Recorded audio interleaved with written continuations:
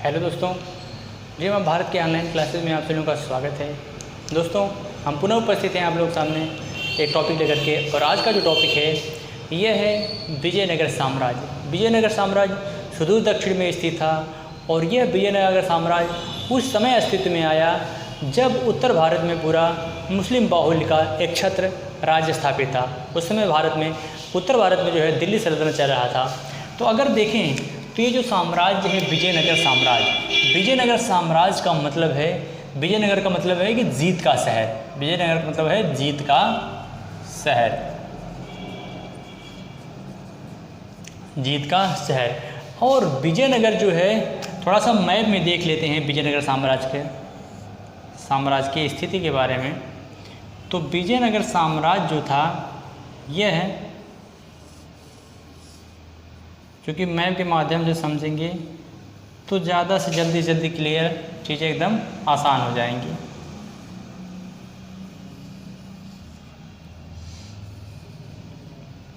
ये भारत का मैप है। थोड़ा सा पॉलिटिकली के मैप देख लेते हैं हम उसका, विजयनगर साम्राज्य का। तो विजयनगर जो था, विजयनगर एकदम दक्षिण में स्थित था। आप देखेंगे यहाँ से एक नदी निकलती है जिसका नाम है दक्षिण भारत में कृष्णा नदी। कौन सी नदी है? तो यह कृष्णा नदी है, जो पश्चिमी घाट से, महाबलेश्वर जो है ये निकलती है पश्चिमी घाट के। और इसकी एक सहायक नदी है तुंगभद्रा। तुंगभद्रा ये है कृष्णा नदी, और ये है तुंगभद्रा नदी। कृष्णा और तुंगभद्रा नदियों के बीच में ही, नदियों के मध्य में ही, यहीं पे जो है विजयनगर साम्राज्य की नींव डाली गई। यहीं पे जो है विजयनगर साम्राज्य की नींव डाली गई। विजयनगर साम्राज्य, विजयनगर साम्राज्य की यहीं पे नींव डाली गई। एक्चुअली में देखें तो विजयनगर जो था, विजयनगर साम्राज्य के उदय में कहीं न कहीं प्रत्यक्ष अप्रत्यक्ष रूप से जो है वो वारंगल के काकतीय वंश का हाथ था। वारंगल के काकतीय वंश का हाथ था। चूँकि जब जो है उत्तर भारत में, यहाँ पे देखेंगे तो यहाँ पे दिल्ली सल्तनत था।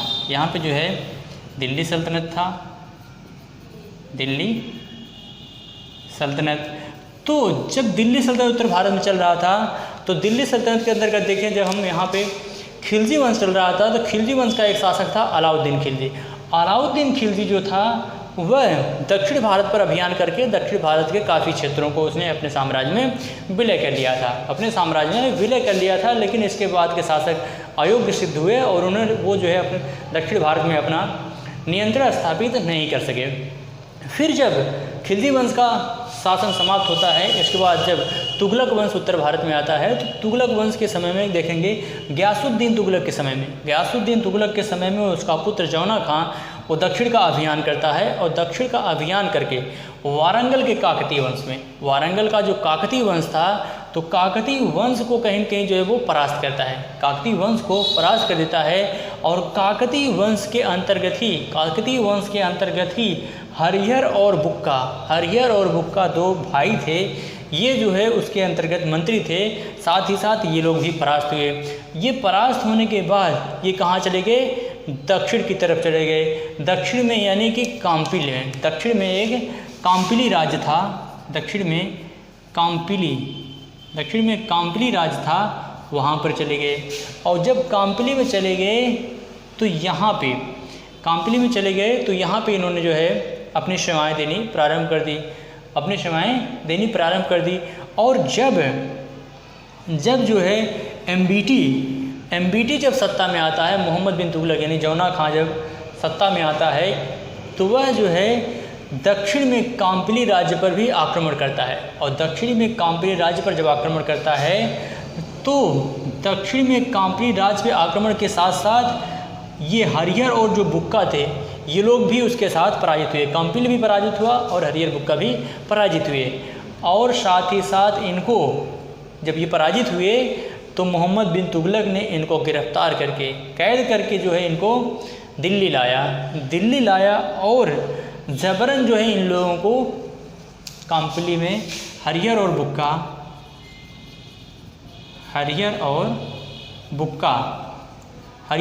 ये दोनों भाई थे। तो जबरन जब इनको दिल्ली लाया तो इन्हें इस्लाम धर्म स्वीकार कराया गया है। इन्हें इस्लाम धर्म स्वीकार कराया। इस्लाम धर्म जो है इन्हें स्वीकार कराया, और जब ये इस्लाम धर्म स्वीकार कर लेते हैं तो इन्हें काफ़ी जो है रियायत दी जाती है। इसके बाद फिर जब दक्षिण में काम्पिल पे मोहम्मद बिन तुगलक का चचेरा भाई जो था, सौतेला भाई बहाउद्दीन गुरसस जो है वो जब दक्षिण में विद्रोह करता है, तो दक्षिण के विद्रोह को दबाने के लिए, दक्षिण के विद्रोह को दमन करने के लिए मोहम्मद बिन तुगलक के द्वारा ये जो दोनों भाई थे हरियर और बुक्का, चूँकि हरियर और बुक्का को दक्षिण भारत की काफ़ी समझ थी, क्योंकि ये वहीं पे जो है हमेशा रहे थे, तो दक्षिण भारत की एक बेहतर समझ थी हरियर और बुक्का को। तो ये इनको जो है, चूँकि ये इस्लाम स्वीकार कर चुके थे, जब इस्लाम स्वीकार कर चुके थे तो कहीं न कहीं जो है मोहम्मद बिन तुगलक की इनके प्रति थोड़ा सा जो है वो उदारवादी दृष्टिकोण हो गया, तो इन्होंने जो है इनको भेज दिया दक्षिण के विद्रोह को दबाने के लिए, और जब ये दोनों भाई दक्षिण के विद्रोह को दबाने के लिए दक्षिण भारत वापस आते हैं, तो इनकी मुलाकात होती है इनके गुरु से। इनके जो गुरु थे माधव विद्यारण्य, इनके गुरु थे हरियर और बुक्का के माधव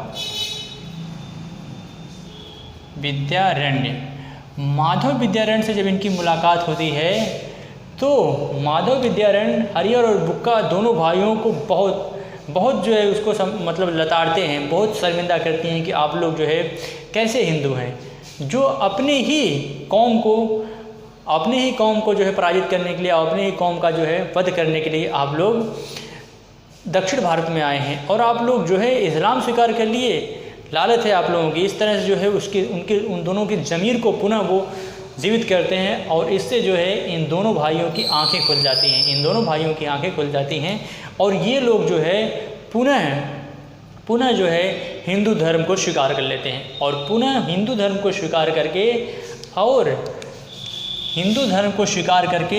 1336 ईस्वी में ये एक साम्राज्य की नींव डालते हैं, जिसे विजयनगर साम्राज्य कहा जाता है। तो विजयनगर साम्राज्य का मतलब ये होता है जीत का शहर। तो इनके द्वारा जो है विजयनगर साम्राज्य की नींव डाली जाती है अपने गुरु के नाम पे, यानी कि इसी विजयनगर को ही विद्यानगर भी कहा जाता है। विजयनगर को ही पहले विद्यानगर भी कहा जाता था, विजयनगर को ही पहले विद्यानगर भी कहा जाता था।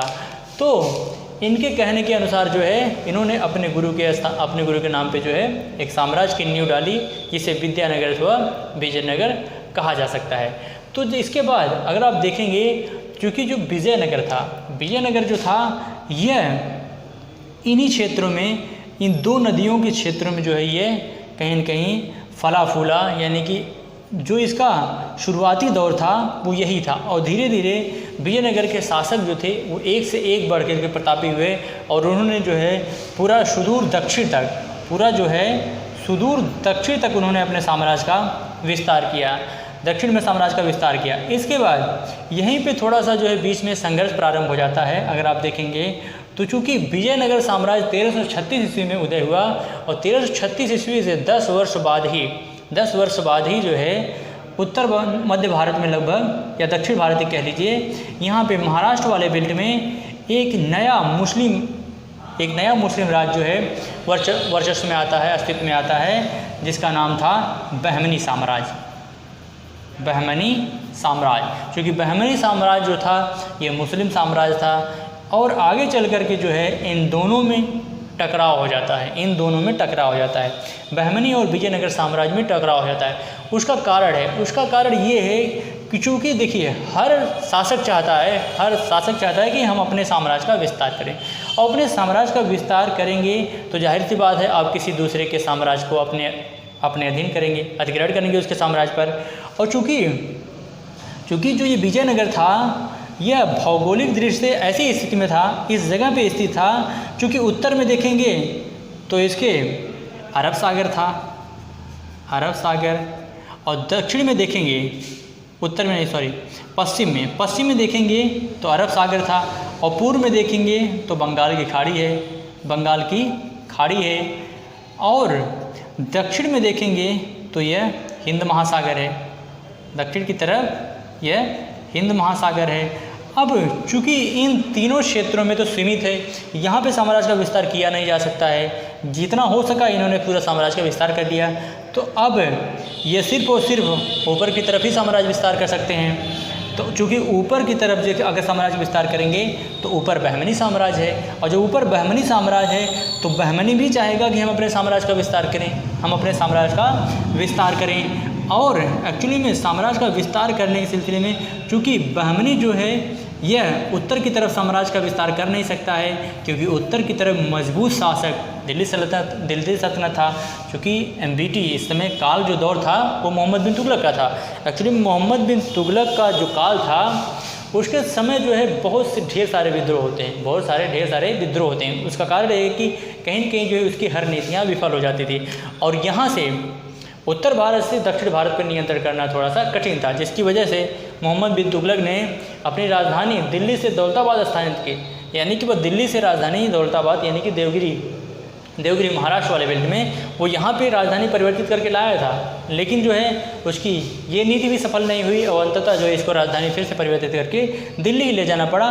तो यहाँ से यह नियंत्रण स्थापित नहीं कर पाता था, लेकिन यह एक मजबूत शासक था। तो बहमनी कभी नहीं चाहेंगे कि हम उत्तर की तरफ अपने साम्राज्य का विस्तार करें, तो ये भी हमेशा दक्षिण की तरफ ही अपने साम्राज्य का विस्तार करना चाहते थे। और दक्षिण की तरफ जो ये साम्राज्य का विस्तार करना चाहते थे, तो चूँकि यहीं पे जो है आगे चल कर के इन दोनों की सीमाएं जो टकराने लगती हैं, वह ये जो नदी है कृष्णा और तुंगभद्रा इन्हीं दौर में जो है इनकी सीमाएं टकराने लगी। और यहीं पे एक क्षेत्र था जिसको ले कर के युद्ध होता है, तो वह क्षेत्र है रायचूर का दोआब, रायचूर का दोआब। और रायचूर का जो दोआब है, दोआब का मतलब होता है दो नदियों के बीच का वह क्षेत्र है, ठीक। दो नदियों के बीच का क्षेत्र जो होता है उसे दोआब का क्षेत्र कहते हैं। एक्चुअली में ये उस समय का टाइम पीरियड, चूँकि इस समय कोई किसी प्रकार की इंडस्ट्रीज वगैरह थी नहीं, किसी प्रकार का औद्योगिकरण हुआ नहीं था, तो जो आय का स्रोत हुआ करता था, वो आय का स्रोत जो होता था वह सिर्फ और सिर्फ मात्र एक तरह से कृषि के जरिए जो टैक्स प्राप्त होता था, वही आय का एक मुख्य स्रोत था। तो ये क्षेत्र बहुत उपजाऊ होने की वजह से यहाँ से ज़्यादा टैक्स प्राप्त होता था। चूँकि ये दोआब का क्षेत्र जो है, जो नदियों के द्वारा जो लाई गई मिट्टी जो जमा कर दी जाती है, तो इससे ये बहुत ज़्यादा उपजाऊ हो जाता है, जिसकी वजह से यहाँ ज़्यादा से ज़्यादा टैक्स प्राप्त होता है। तो यही रायचूर दोआब के क्षेत्र को लेकर के इन दोनों में प्रतिस्पर्धा थी। रायचूर के दोआब को क्षेत्र को लेकर के इन दोनों में आपस में प्रतिस्पर्धा थी, और यही वजह है कि आगे चल कर के यह प्रतिस्पर्धा अगर आप देखेंगे तो हरिहर प्रथम से लेकर के हरिहर प्रथम का जब टाइम पीरियड रहता है, तभी से जो है यह प्रतिस्पर्धा शुरू हो जाती है। और जब बहमनी वंश का जो शासक था अलाउद्दीन बहमन शाह, तब से लेकर के लगभग 200 वर्षों तक यह युद्ध धीरे धीरे चलता रहता है उत्तर दक्षिण भारत में। जिस तरह से उत्तर भारत में जो है 2 वर्षों तक त्रिकोणात्मक या त्रिपक्षीय युद्ध चला था, जिस तरह से उत्तर भारत में कन्नौज को लेकर के त्रिकोणात्मक या त्रिपक्षीय युद्ध चला था, उसी तरह से दक्षिण भारत में विजयनगर और बहमनी साम्राज्य के मध्य 2 वर्षों तक युद्ध चला।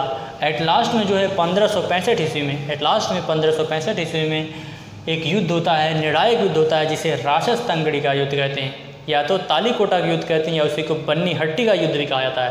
राक्षसतंगड़ी का युद्ध, बन्नी हट्टी का युद्ध और तालीकोटा का युद्ध। इस युद्ध में एट लास्ट में जो है, क्योंकि बहमनी आगे चल करके जो विजयनगर साम्राज्य था वो 4 भागों में टूट जाता है और बहमनी साम्राज्य 5 भागों में टूट जाता है। तो बहमनी साम्राज्य जो था वो एक को छोड़ करके, यानी बरार को छोड़ करके बाकी 4 जो वंश थे, 4 जो राज्य थे, वो आपस में एक संघ बना लेते हैं, और एक संघ बना करके जो है पूरी तरह से विजयनगर साम्राज्य पर टूट पड़ते हैं। और विजयनगर साम्राज्य को टूट करके पूरी तरह से जो है विजयनगर साम्राज्य को मतलब एक तरह से पराजित कर देते हैं। और विजयनगर साम्राज्य की जो राजधानी थी उस समय हम्पी जो थी राजधानी, हम्पी को ये बल भर इतना, मतलब हम्पी को इन्होंने इतना लूटा, हम्पी जो था उसको इतना लूटा कि एक तरह से जो है आज भी अगर आप जाना चाहेंगे वहाँ पे हम्पी कर्नाटक में, तो विजयनगर साम्राज्य के अवशेष आपको आज भी देखने को यहाँ मिलेंगे। हम्पी जो है विश्व के विरासत स्थल में जो है उसको प्रमुख स्थान दिया गया है, तो आप वहाँ पे जा कर के देख सकते हैं। और एक्चुअली में विजयनगर साम्राज्य जो था यह लगभग 310 वर्षों तक अपना वर्चस्व बनाए रखा। तो 310 वर्षों तक जो है विजयनगर साम्राज्य यह बनाए रखा। और विजयनगर साम्राज्य के जो शासक थे वो एक से बढ़कर एक महान शासक हुआ करते थे, जो न केवल जो है युद्ध क्षेत्र में इन्हें महारत हासिल था, बल्कि कला के क्षेत्र में, कला कौशल के क्षेत्र में भी, साहित्य के क्षेत्र में भी इन्हें महान जो है स्थान प्राप्त है। विजयनगर साम्राज्य का एक शासक हुआ करता था जिसका नाम था कृष्णदेवराय। और कृष्णदेवराय जो थे तुलु वंश के शासक थे, तुलु वंश के शासक थे। और वो न केवल विजयनगर साम्राज्य के वरन तत्कालीन समय के पूरे भारत के महानतम साम्राज्यों में उनकी गिनती होती थी। ये बात बाबर ने अपनी आत्मकथा बाबरनामे में इसका जिक्र किया है कि कृष्णदेवराय जो थे वो तत्कालीन समय के भारत के सबसे महानतम शासकों में से एक थे।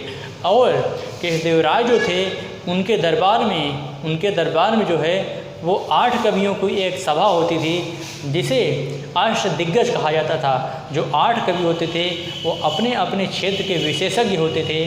स्वयं कृष्णदेवराय भी जो है एक उच्च कोटि के विद्वान थे, जिन्हें न केवल जो है तेलुगु बल्कि संस्कृत भाषा का भी उन्हें काफ़ी ज्ञान था। और विजयनगर साम्राज्य का जो शासक था कृष्णदेवराय, उनकी एक रचना है अमुक्त माल्यद जो है वह राजनीति पे लिखी गई एक पुस्तक है। जिस तरह से उत्तर भारत में चाणक्य के द्वारा लिखी गई पुस्तक जो कौटिल्य के द्वारा जो पुस्तक लिखी गई है अर्थशास्त्र का जो स्थान उत्तर भारत की राजनीति में महत्वपूर्ण भूमिका निभाता है, उत्तर भारत की राजनीति में जो इसका प्रमुख स्थान है, दक्षिण भारत में वही स्थान कृष्णदेवराय की पुस्तक अमुक्त माल्यद को जो है वही प्राप्त है। ठीक, तो इस तरह से ये एक पृष्ठभूमि हो गया, पूरा विजयनगर साम्राज्य का। और विजयनगर साम्राज्य जो है अपनी स्थापत्य कला और कला के लिए जो है विजयनगर साम्राज्य को या कृष्णदेवराय के शासनकाल का जो टाइम पीरियड था उसे तेलुगु का या तमिल का उसे जो है तमिल साहित्य का क्लासिकल युग कहा जाता है। जिस तरह से उत्तर भारत में गुप्तों के काल को क्लासिकल युग कहा जाता था, उसी तरह से जो है कृष्णदेवराय के समय को भी क्लासिकल युग के नाम से जाना जाता है। तो इस तरह से ये एक पृष्ठभूमि हो गई ओवरऑल।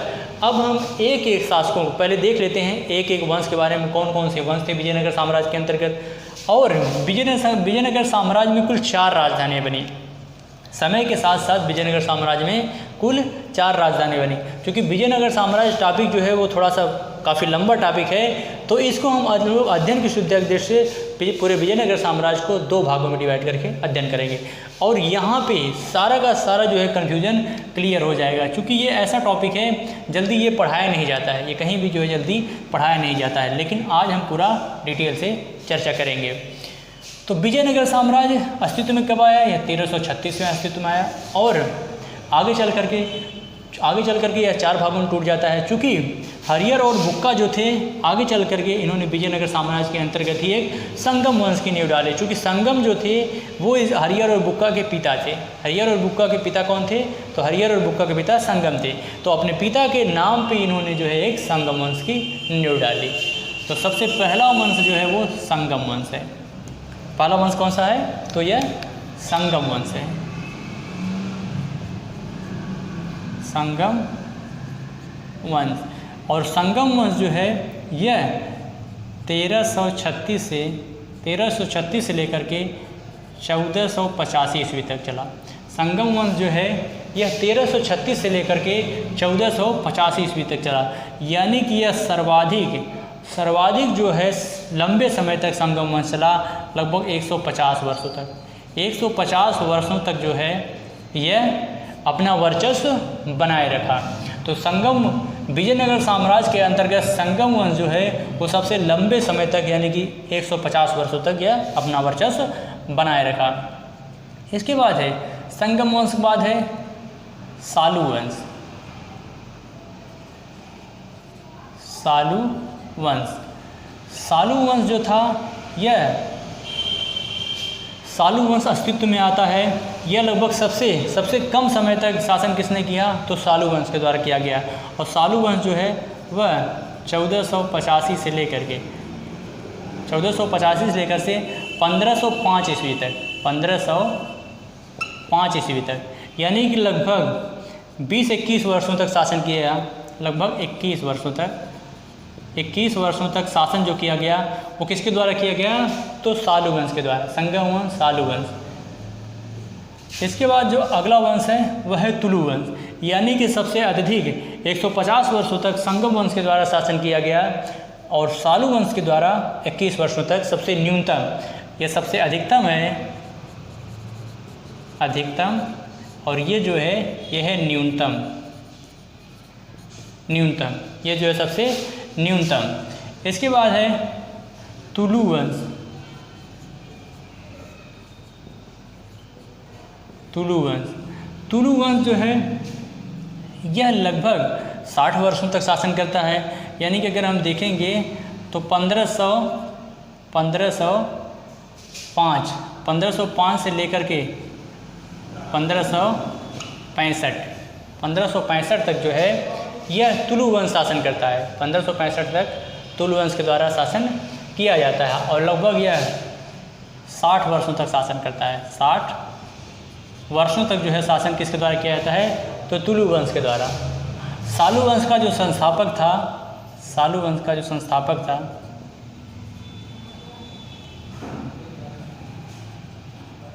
संस्थापक जो था सालू वंश का, वो नरसिंह सालू था। वह नरसिंह सालू था। और तुलु वंश का जो संस्थापक था, इसका जो संस्थापक था वह वीर नरसिंह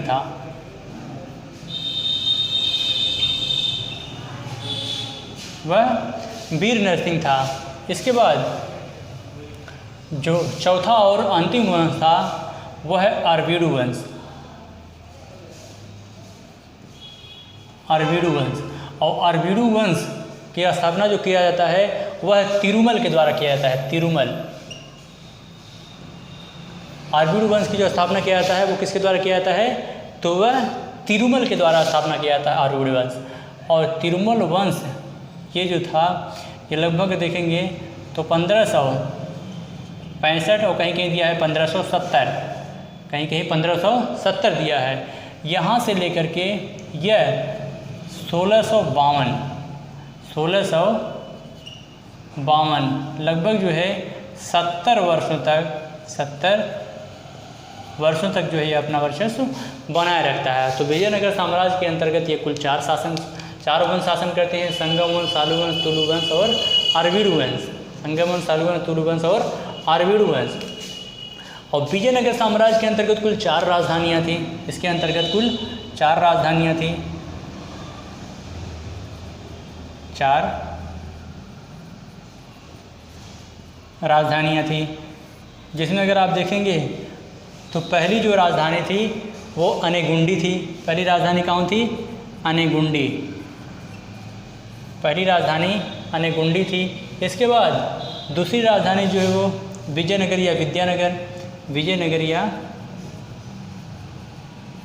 या इसी को ही विद्यानगर कहते हैं, विद्यानगर। हम्पी। तीसरी है पेनुकोंडा। तीसरी जो राजधानी है वह है पेनुकोंडा।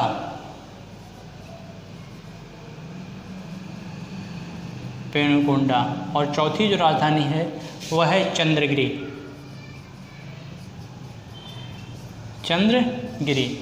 तो ये जो है चंद्रगिरी, ये 4 राजधानियां हैं। अनेगुंडी, इसके बाद विजयनगर या विद्यानगर या हम्पी, इसके बाद ये है पेनुकोंडा और चंद्रगिरी। ये जो है 4 राजधानियाँ रहती हैं। और संगम वंश की जो स्थापना किया जाता है वह हरिहर और बुक्का के द्वारा किया जाता है।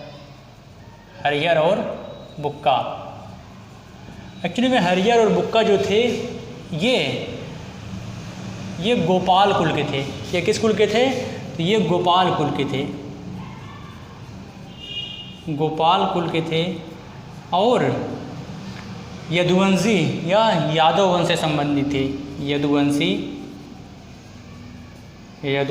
या यादव वंश, यदुवंशी या यादव वंश से जो है ये बिलोंग करते थे, हरिहर और बुक्का। तो ये हरिहर और बुक्का जो है अपने अन्य 3 भाइयों के साथ मिलकर के जो है यह संगम वंश की नींव डालते हैं। तो संगम वंश की नींव जो डालते हैं वो अपने पिता संगम के जो है नाम पे इन्होंने संगम वंश रखा। तो आइए देख लेते हैं, अब एक एक करके जो हम शासकों के बारे में देख लेंगे। संगम वंश हरिहर प्रथम, संगम वंश का जो प्रथम शासक बनता है वो हरिहर प्रथम,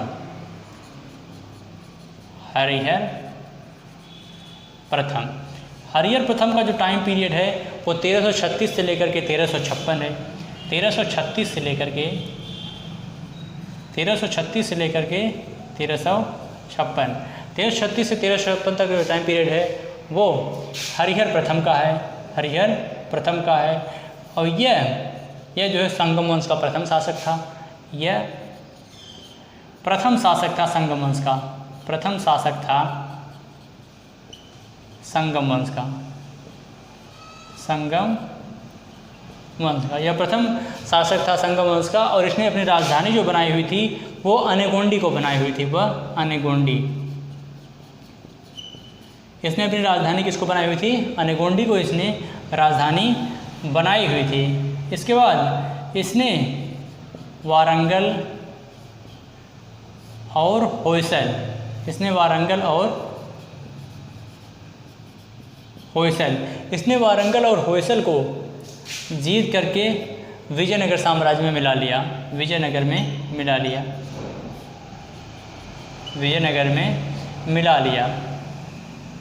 और विजयनगर साम्राज्य की जो राजधानी थी वह अनेगोंडी, चूँकि अनेगोंडी जो थी ये सुरक्षित नहीं थी, अनेगोंडी जो है यह सुरक्षित नहीं थी, तो माधव विद्यारण्य ने जो है इन्हें जो है यह सलाह दी और इन्होंने जो है नई राजधानी जो बनाई वो विजयनगर यानी कि विद्यानगर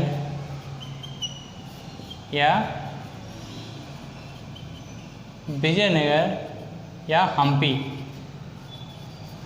हम्पी को जो है इन्होंने अपनी नई राजधानी बनाई।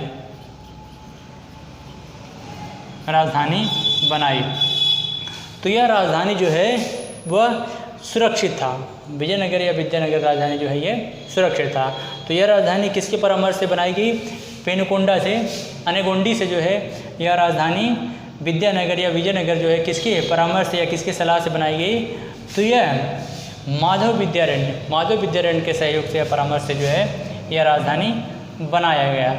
इसके बाद इसने जो है थोड़ा साम्राज्य का विस्तार किया। इसके बाद अगला जो शासक बनता है वह है बुक्का प्रथम। हरिहर प्रथम के बाद अगला शासक कौन बनता है? तो हरिहर प्रथम के बाद अगला जो शासक बनता है वह है बुक्का प्रथम। अगला शासक कौन था है? बुक्का प्रथम। और बुक्का प्रथम का जो टाइम पीरियड है वो 56 से लेकर के यानी कि 1356 से लेकर के 1377 तक का जो टाइम पीरियड है वह बुक्का प्रथम का है। बुक्का प्रथम का शासनकाल 1336 से लेकर के 1377 तक है। और इसके द्वारा 2 महत्वपूर्ण उपाधियां ग्रहण की गई। 2 महत्वपूर्ण उपाधियां इसके द्वारा ग्रहण की गई। पहला है राज सिंहासन का अवलंबन। पहली इसकी उपाधि कौन सी है? राज सिंहासन का अवलंबन। राज सिंहासन का अवलंबन। इसने पहली उपाधि कौन सी धारण की थी? तो पहली उपाधि जो इसने धारण की थी वह थी राज सिंहासन का अवलंबन, यानी कि राज सिंहासन को सहारा देने वाला। राज सिंहासन का अवलंबन मतलब राज सिंहासन को सहारा देने वाला। और दूसरा जो है वह है वेद मार्ग प्रतिष्ठापक। अगली जो उपाधि है वेद मार्ग प्रतिष्ठापक, वेद मार्ग प्रतिष्ठापक। यानी कि अगर आप देखेंगे तो विजयनगर के जो शासक थे, विजयनगर के शासक जो थे ये राय को उपाधि धारण करते थे, जैसे कृष्णदेव राय, हरिहर राय, बुक्का राय, इम्माड़ी देव राय। इसके बाद ये ढेर सारे जितने भी शासक थे, इम्माड़ी देव राय, प्रौढ़ देव राय, ये सारे जो शासक होते थे ये राय की उपाधि धारण करते थे।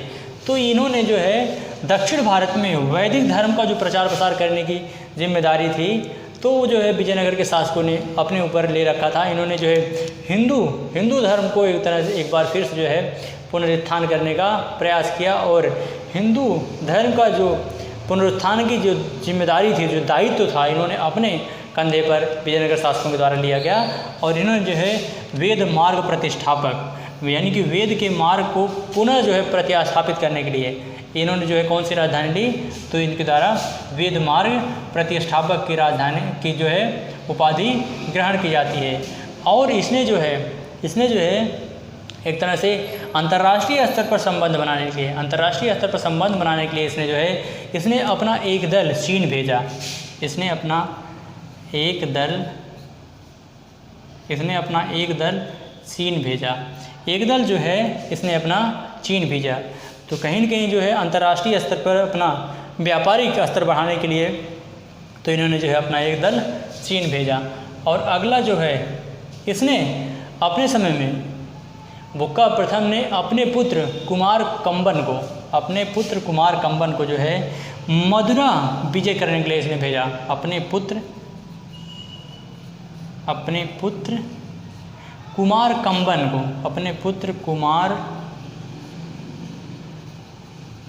को इसने अपने पुत्र कुमार कंबन को मदुरा विजय के लिए भेजा। पुत्र कुमार कंबन को जो है इसने अपने पुत्र कुमार कंबन को मदुरा विजय के लिए भेजा। और मदुरा विजय के लिए इसने अपने पुत्र कुमार कंबन को भेजा और इसने जो है मदुरा की विजय की।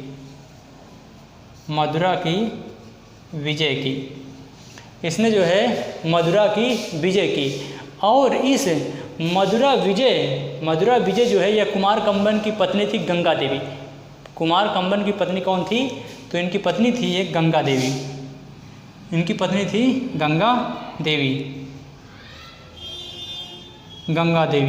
उन्होंने मदुरा विजय का बहुत ही मनोरम और सचित्र वर्णन किया है। इनकी एक कृति है मधुरम विजयम। इनकी एक कृति है मधुरम विजयम।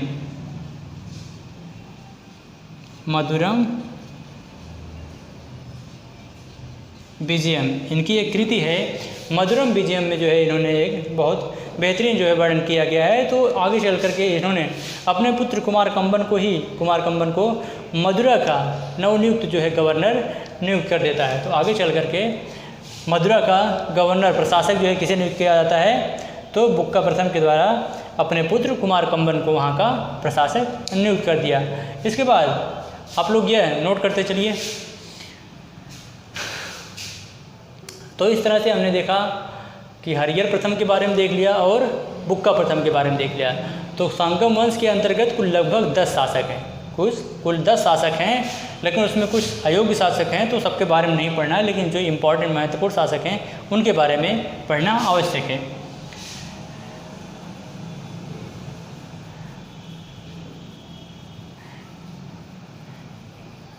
इसी के समय अगर देखेंगे तो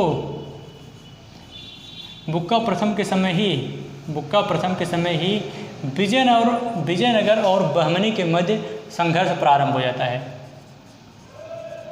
विजयनगर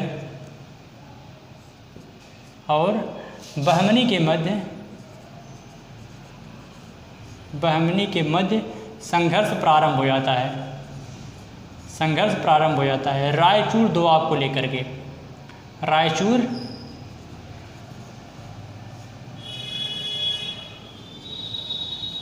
दोआब को लेकर के जो है इन दोनों में संघर्ष प्रारंभ हो जाता है। किसके समय से, तो बुक्का प्रथम के समय से ही रायचूर के दोआब को लेकर के इन दोनों में संघर्ष प्रारंभ हो जाता है। और इसी समय अगला पॉइंट जो है वह बहमनी शासक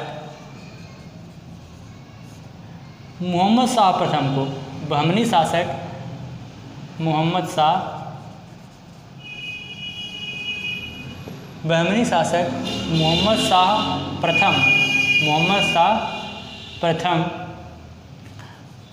प्रथम का एक युद्ध होता है महाराष्ट्र में, जिसे जो मुदगल के किले के लिए होता है, मुदगल के किले के लिए। मुदगल के किले को जीतने के लिए बहमनी शासक मोहम्मद शाह प्रथम और विजयनगर के शासक बुक्का प्रथम के मध्य जो है यह युद्ध होता है।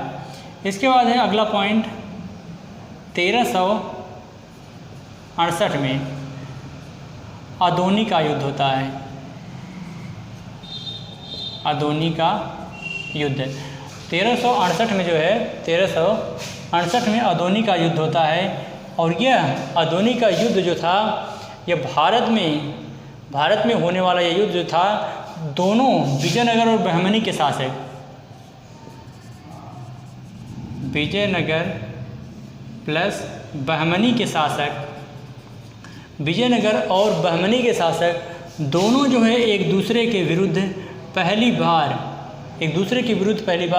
बारूद का प्रयोग करते हैं। मतलब दोनों के विरुद्ध जो है पहली बार बारूद का प्रयोग किया गया। बारूद का प्रयोग प्रथम बार किया गया भारत में।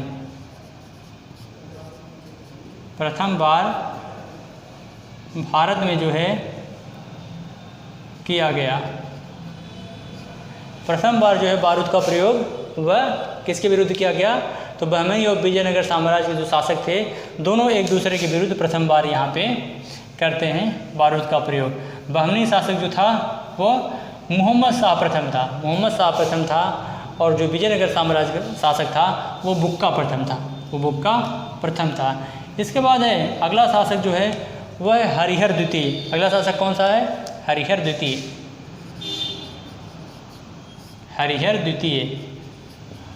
द्वितीय जो है इसका जो टाइम पीरियड है वह 1377 से 1404 ईस्वी तक, 1377 से लेकर के 1404 ईस्वी तक जो शासन है वह हरिहर द्वितीय का है। वह शासन किसका है? वह हरिहर द्वितीय का है। और हरिहर द्वितीय जो है यह महाराजा धीराज और राज परमेश्वर की उपाधि धारण करता है। यह कौन सी उपाधि धारण करता है? महाराजा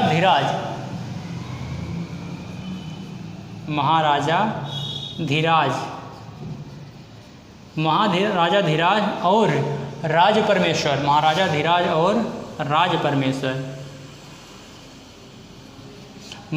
धीराज और राज परमेश्वर की उपाधि जो है किसके द्वारा धारण की जाती है? प्रथम बार जो है तो वह हरिहर द्वितीय के द्वारा जो है महाराजा धीराज और राज परमेश्वर की उपाधि धारण की जाती है। इसने अगला पॉइंट जो है इसने मोहम्मद शाह द्वितीय से बहमनी शासक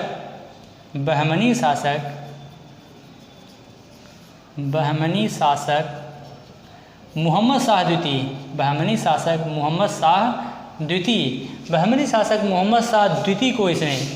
शाह द्वितीय से इसने गोवा और दाभोल का क्षेत्र छीन लिया। मोहम्मद शाह द्वितीय से इसने गोवा प्लस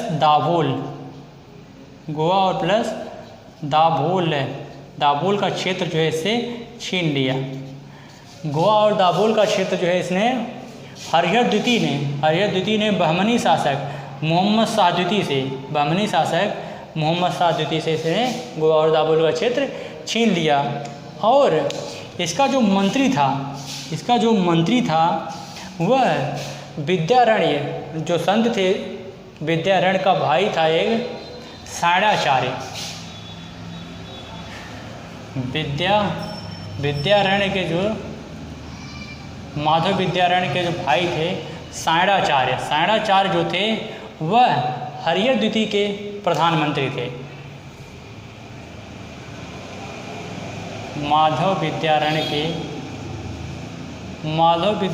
के भाई थे सायणाचार्य। माधव विद्यारण्य के जो भाई थे सायणाचार्य, वो जो इसके थे मुख्यमंत्री या प्रधानमंत्री, मुख्यमंत्री थे। और सायणाचार्य ने चारों वेदों पर टीका की रचना की थी। चारों वेदों पर जो है इसने चारों वेदों पर टीका, चारों वेदों पर जो है इसने टीका या भाष्य लिखे थे। इसलिए इसको वेद भाष्यकार इसलिए जो है सायणाचार्य को वेद भाष्यकार भी कहा जाता है। एक्चुअली में वेद भाष्यकार कहा जाता है। एक्चुअली में देखिए टीका या भाष्य लिखने का क्या मतलब है, इसका मतलब ये है एक्चुअली में जो वेद लिखे गए थे, जो वेद थे वो वेद संस्कृत भाषा में लिखे गए थे। वेदों की मूल भाषा क्या है, वो संस्कृत है। और संस्कृत का जो लैंग्वेज है वो बहुत टफ लैंग्वेज में, मतलब कि आप जो है वेदों की मूल वेदों को जो है आप समझ नहीं सकते हैं। तो वेदों को सरल तरीके से जो वेदों को एक्सप्लेन किया गया है, एक तरह से उसको सरल भाषा में अनुवाद जो किया गया है उसी को टीका या भाष्य कहते हैं। अनुवाद करना ही टीका या भाष्य कहलाता है।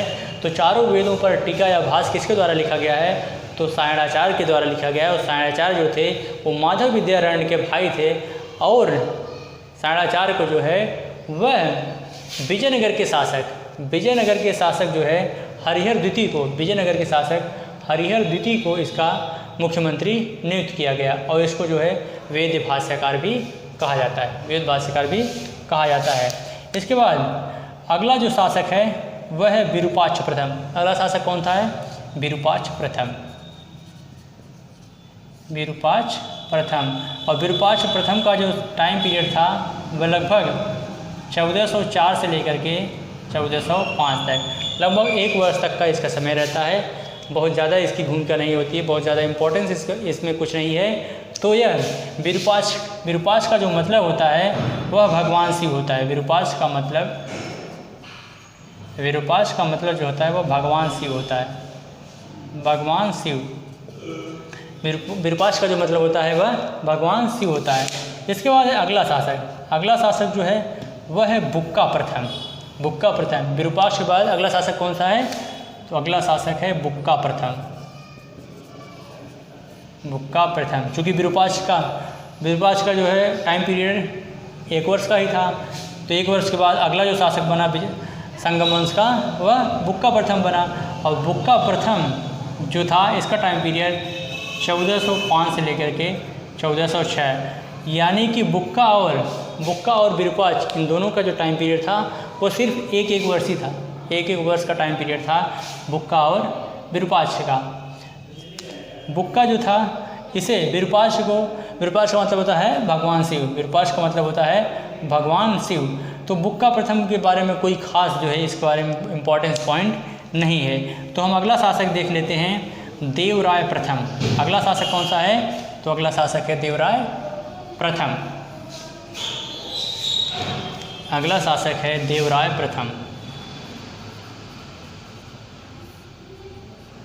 प्रथम। और इसका जो टाइम पीरियड देवराय प्रथम का वह 1406 से लेकर के 1422 ईस्वी तक। 1406 से लेकर के 1422 ईस्वी तक 1422 ईस्वी तक का जो टाइम पीरियड है वह देवराय प्रथम का समय है। और देवराय प्रथम के समय प्रथम और द्वितीय युद्ध होता है। प्रथम और द्वितीय युद्ध जो होता है यह बहमनी के शासक फिरोज शाह के साथ ठीक। फिरोज शाह के साथ प्रथम और द्वितीय युद्ध होता है देवराज प्रथम का। और इस दोनों युद्धों में जो है यह देवराय प्रथम पराजित हो जाता है। और देवराय प्रथम जब पराजित हो जाता है तो एक संधि के तहत जो है देवराय प्रथम को अपनी पुत्री का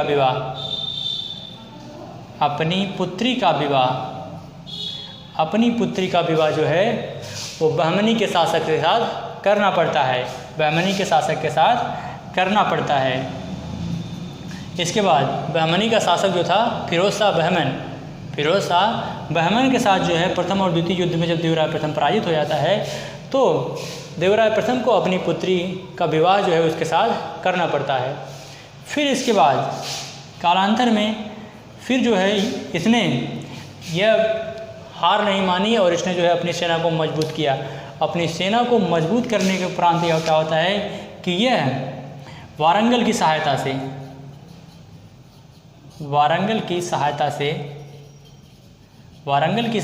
इसने फिरोज शाह बहमनी को पराजित किया वारंगल की सहायता से। फिरोज शाह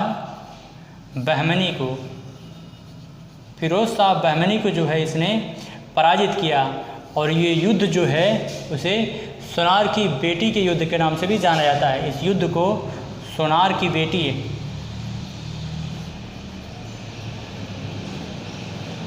इस युद्ध को किस युद्ध के नाम से जाना जाता है? तो इस युद्ध को सोनार की बेटी के युद्ध के नाम से जाना जाता है, जो फिरोज शाह बहमनी और देवराय प्रथम के साथ हुआ था। और देवराय प्रथम जो है वह वारंगल के शासक की सहायता से फिरोज शाह बहमनी को पराजित करता है। इसके बाद अगला जो पॉइंट है, इसने 10,000 मुस्लिम शासकों को अपनी सेना में भर्ती किया। देवराय प्रथम ने 10,000 मुस्लिम सेनाओं को अपने में शामिल किया। 10,000 मुस्लिम सैनिक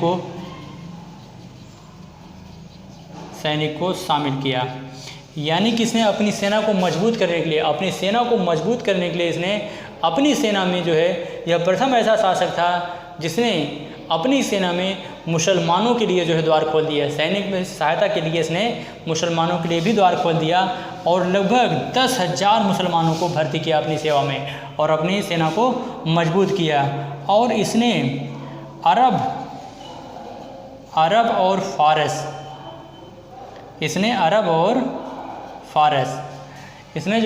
और फारस से घोड़े आयात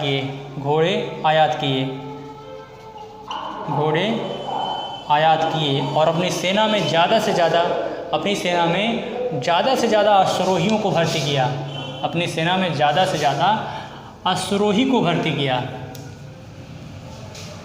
इसने अपनी सेना में ज़्यादा से ज़्यादा अश्वरोही घुड़सवारों को जो है सेना में भर्ती किया। ज़्यादा से ज़्यादा अश्वरोही को भर्ती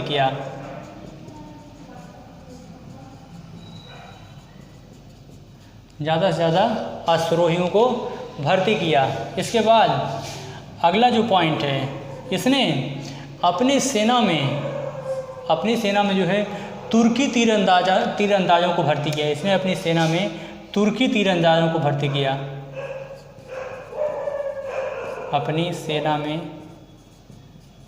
इसने अपनी सेना में तुर्की तीरंदाजों को भर्ती किया।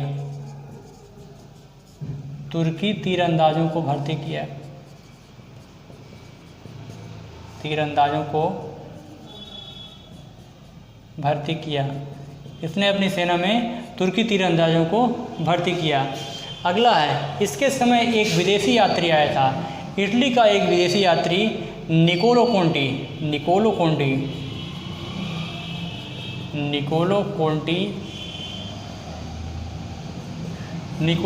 जो था, यह एक इतालवी यात्री था, इटली का यात्री था जो विजयनगर साम्राज्य की यात्रा पर आया था। निकोलो कोंटी इटली का यात्री था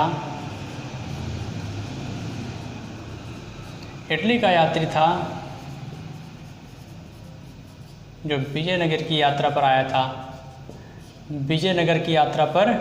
आया था। और देवराय प्रथम का जो विद्वान था, जो इसकी राजसभा में जो विद्वान था, वो श्रीनाथ। देवराय प्रथम की सभा में कौन सा विद्वान रहता था? तो देवराय प्रथम की सभा में श्रीनाथ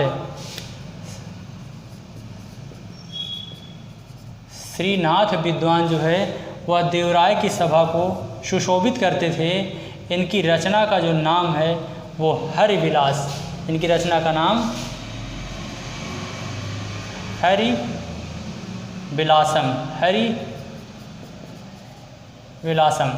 हरिविलासम जो है वो श्रीनाथ की रचना का नाम है। और ये जो है श्रीनाथ या देवराय के दरबार में रहते थे, ये देवराय के दरबार में रहते थे। इसके बाद अगला पॉइंट है, इसने हरिद्रा नदी पर, इसने जो है इसके द्वारा हरिद्रा नदी पर,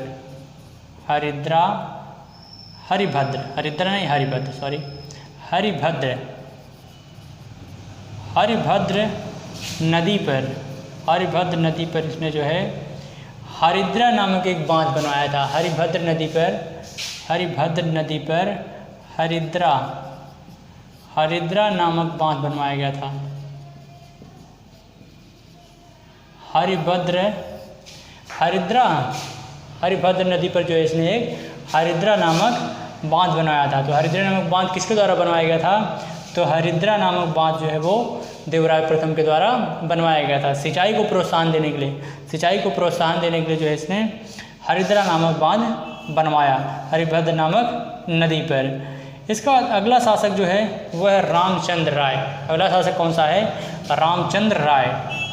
रामचंद्र राय जो है ये बहुत एक तरह से अयोग्य शासक कह सकते हैं इसको, इसकी बहुत ज़्यादा प्रासंगिकता नहीं है। रामचंद्र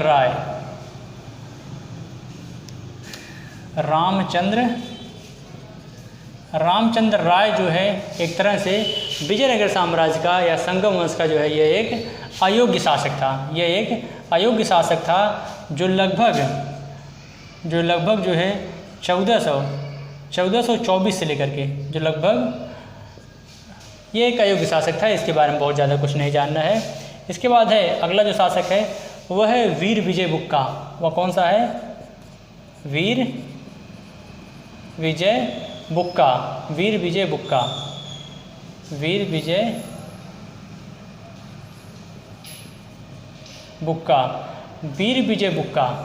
यह जो है रामचंद्र के बाद अगला शासक जो बनता है संगम वंश का वह वीर विजय बुक्का है। और यह लगभग जो है 1422 से लेकर के 1424 तक, ठीक 1424 तक रहता है। इसकी बहुत ज़्यादा प्रासंगिकता नहीं है वीर विजय बुक्का की। इसके बाद अगला जो शासक है मजबूत शासक वह है देवराय द्वितीय। अगला मजबूत शासक कौन सा है? तो अगला मजबूत शासक है देवराय द्वितीय। देवराय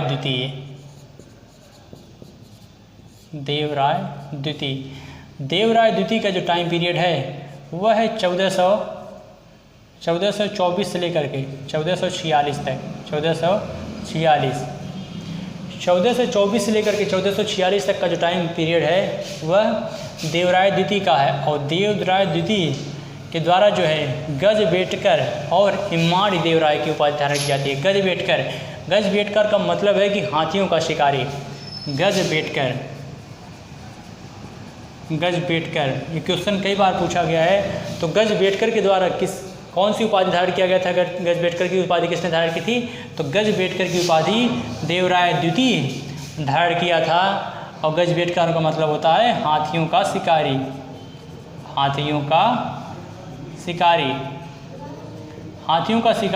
उपाधि किसने धारण किया था? गजबेटकर की, तो देवराय द्वितीय।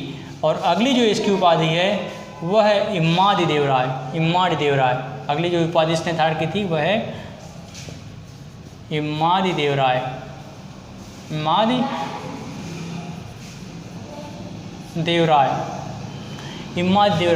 देवराय द्वितीय जो था यह संगम वंश का महान शासक था। यह संगम वंश का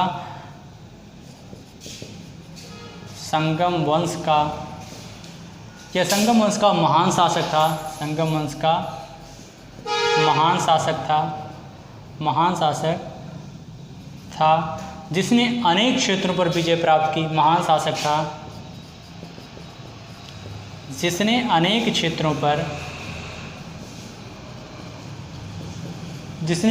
क्षेत्रों पर विजय प्राप्त की, अनेक क्षेत्रों पर विजय प्राप्त की। यहाँ तक ही नहीं, इसने सुदूर दक्षिण तक जो है साम्राज्य का विस्तार करने के साथ साथ इसने श्रीलंका तक जो है अपना नौसेना बेस जो है भेजा था। इसने श्रीलंका के विरुद्ध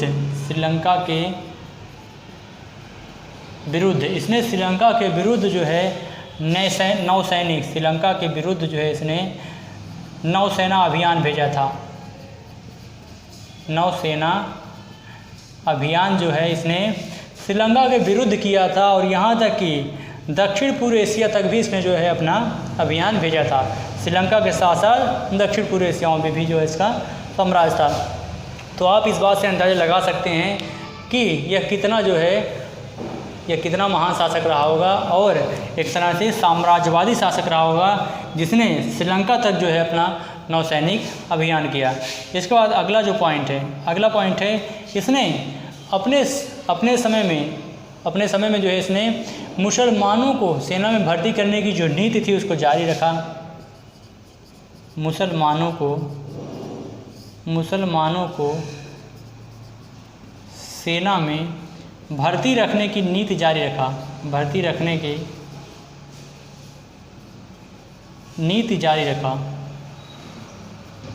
नीति जारी रखा।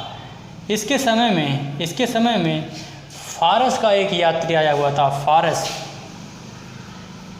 फारस कोष्टक में ईरान का प्राचीन नाम जो था वो फारस का एक यात्री आया था जिसका नाम था अब्दुल रज्जाक। ये क्वेश्चन कई बार पूछा गया है, बहुत ही इम्पोर्टेंट है। अब्दुल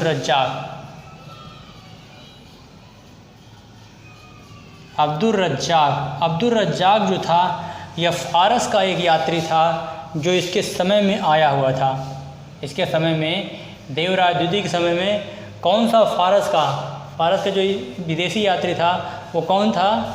तो वो था अब्दुल रज्जाक जो है यह फारस का एक विद्वान था जो इसके समय में आया हुआ था। फारस का एक विदेशी यात्री था और देवराय द्वितीय स्वयं भी विद्वान था। देवराय द्वितीय जो है स्वयं विद्वान था, विद्वानों का संरक्षक भी था। स्वयं जो है विद्वानों का संरक्षक तथा स्वयं भी विद्वान था। विद्वानों का संरक्षक तथा स्वयं भी विद्वान था। यह जो है स्वयं इसने जो है विद्वानों का संरक्षक तथा स्वयं भी यह विद्वान था। तो नोट कर लीजिए।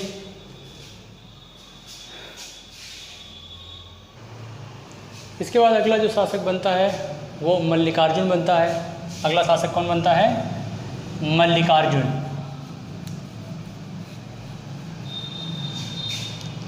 अगला शासक मल्लिकार्जुन बनता है।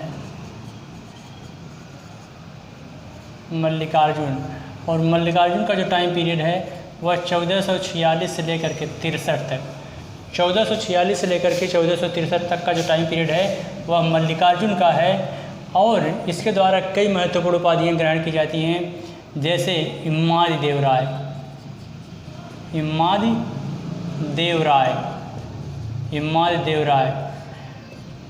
प्रौढ़ देवराय, इम्मादी देवराय।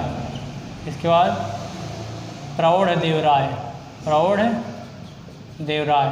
इम्मादी देवराय, प्रौढ़ देवराय। इसके बाद अगला जो है वह है गजबेटकर। तो मल्लिकार्जुन के द्वारा इम्मादी देवराय, प्रौढ़ देवराय और गजबेटकर ये कई उपाधियाँ ग्रहण की जाती हैं। यह बहमनी तथा उड़ीसा के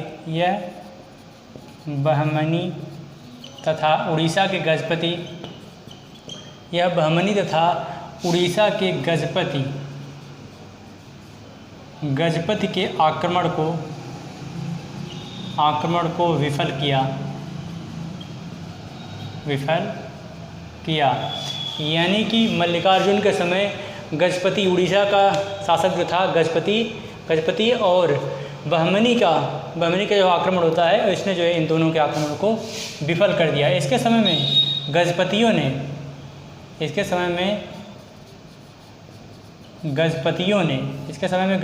ने कोंडवीर तथा उदयगिरी 2 किलो पे इसने जो है अधिकार कर लिया, 2 किलो को छीन लिया, 2 किलो को इसने छीन लिया।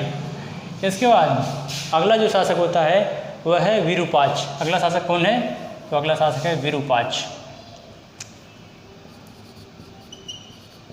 अगला शासक है विरूपाक्ष, और विरूपाक्ष का जो टाइम पीरियड है वह 1465 से लेकर के 85, 1465 से लेकर के 1485 तक का जो टाइम पीरियड है वह विरूपाक्ष का है। और एक तरह से इसको विजयनगर संगम वंश का अंतिम शासक मान लिया जाता है, इसको संगम वंश का अंतिम शासक मान लिया जाता है। और यह संगम वंश का अंतिम शासक था। तो संगम वंश का अंतिम शासक कौन है? तो यह विरूपाक्ष है। विरूपाक्ष जो है संगम वंश का अंतिम शासक है। बहमनी द्वारा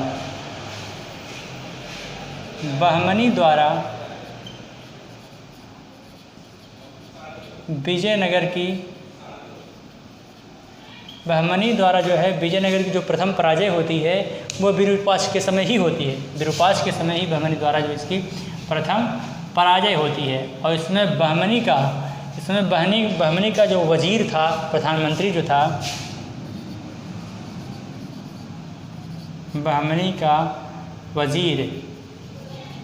वजीर जो था, पीएम प्रधानमंत्री जो था, वह महमूद गंवा था। और इसने अपने समय में अपने राज्य को चरमोत्कर्ष पे पहुंचा दिया था। महमूद गंवा एक महान जो है कूटनीतिज्ञ जो है यह वजीर था, प्रधानमंत्री था महमूद गंवा, और इसका बहुत फेमस नाम है यह। जब हम लोग बहमनी साम्राज्य को पढ़ेंगे तो इसमें जो है इसको डिटेल से देखेंगे, क्योंकि विजयनगर साम्राज्य के बाद जो अगला साम्राज्य होगा वो बहमनी होगा, ताकि जो थोड़ा सा कन्फ्यूजन है बहमनी को लेकर के वो सारा का सारा जब बहमनी पढ़ाएंगे बहमनी साम्राज्य तो वो पूरा क्लियर हो जाएगा। यहाँ का जो वजीर था वह महमूद गंवा था। बहमनी ने गोवा तथा दाभोल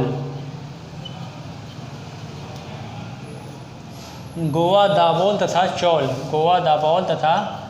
चौल इन क्षेत्रों को जो है बहमनी ने छीन लिया विजयनगर से। बहमनियों के द्वारा जो है गोवा, दाभोल तथा चौल इन क्षेत्रों को इसके द्वारा छीन लिया जाता है। इसके बाद यहीं पे जो है सत्ता परिवर्तित होती है और इसकी हत्या कर दी जाती है।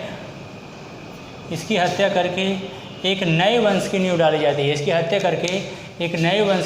जाती है, तुलु वंश, यानी कि सालू नरसिंह के द्वारा जो है हत्या करके इसकी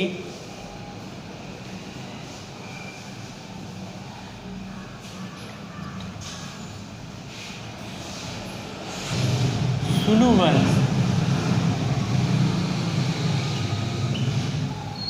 यानी कि अभी हम लोग किसके बारे में पढ़ रहे थे? तो वो हम लोग संगम वंश के बारे में पढ़ रहे थे। अब संगम वंश के बाद जो अगला वंश है वह है सुलु वंश, जो लगभग 21 वर्षों तक इसने जो है शासन किया विजयनगर साम्राज्य पर। तो सुलु वंश जो था यह जो है सालू नरसिंह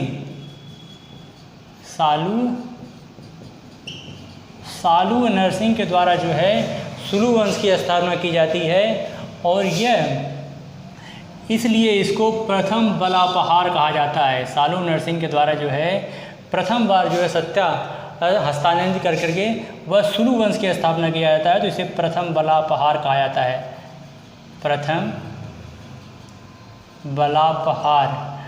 बलापहार यानी कि पहली बार जो है यहाँ पे सत्ता पलटने तख्ता पलट देखने को मिलता है, तो इसे प्रथम बलापहार कहा जाता है। सालू नरसिंह के 2 पुत्र थे। सालू नरसिंह के 2 पुत्र थे, तिम्मा और इम्माड़ी। तिम्मा और इम्माड़ी, इसके 2 पुत्र थे, तिम्मा और इम्माड़ी। इम्माड़ी, तिम्मा और इम्माड़ी जो थे ये सालू नरसिंह के 2 पुत्र थे, और सत्ता जो थी वो नरसा नायक, इनका जो सेनापति था नरसा नायक, नरसा नायक के हाथों में जो सत्ता थी वो किसके हाथों में थी, तो वह नरसा नायक के हाथों में थी। चूँकि जब सालू नरसिंह की मृत्यु होती है तो तिम्मा और इम्माड़ी जो थे ये अल्पवयस्क थे। तिम्मा और इम्माड़ी जो थे ये अल्पवयस्क थे। इसके बाद जो शासन की वास्तविक शक्ति होती है वो नरसा नायक के हाथों में थी, और नरसा नायक जो था वो इन दोनों का संरक्षक था। इसके बाद जब तिम्मा शासक बनता है, तिम्मा जब शासक बनता है तो ये जो है उसका संरक्षक था। तो आगे चल करके तिम्मा की हत्या कर दी जाती है, तिम्मा की हत्या हो जाती है, और तिम्मा की जब हत्या हो जाती है, तिम्मा के बाद इम्माड़ी शासक बनता है। इम्माड़ी शासक बनता है, और इम्माड़ी जब यह बालक होता है, ये जब ये जो है वयस्क होता है इम्माड़ी, तो यह जो है शासक बनता है, और नरसा नायक जो है उसका संरक्षक रहता है। तो नरसा नायक से इम्माड़ी का जो है विवाद हो जाता है। तो विवाद होने के बाद क्या होता है कि यह अलग हो जाता है। आगे चल करके नरसा नायक के द्वारा इम्माड़ी को जो है वह गिरफ्तार करके इसको नज़रबंद कर दिया जाता है। आगे चल करके इम्माड़ी की मृत्यु हो जाती है, और नरसा नायक लगभग 12-13 वर्षों तक शासन करता है। नरसा नायक जो है वह लगभग 12-13 वर्षों तक शासन करता है। 12-13 वर्षों तक जो है इसने शासन किया, और इसने विजयनगर की खोए हुए साम्राज्य प्रतिष्ठा को इसने वापस किया। विजयनगर साम्राज्य की खोई हुई प्रतिष्ठा को वापस किया, और कुछ क्षेत्रों पर अधिकार कर लिया, और कुछ क्षेत्रों पर अधिकार कर लिया।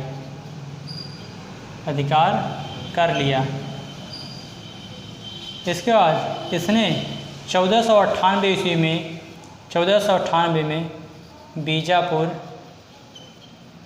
बीजापुर के आदिल खां 1498 में इसने बीजापुर के आदिल खां को पराजित किया। 1498 में इसने बीजापुर के आदिल खां को पराजित किया।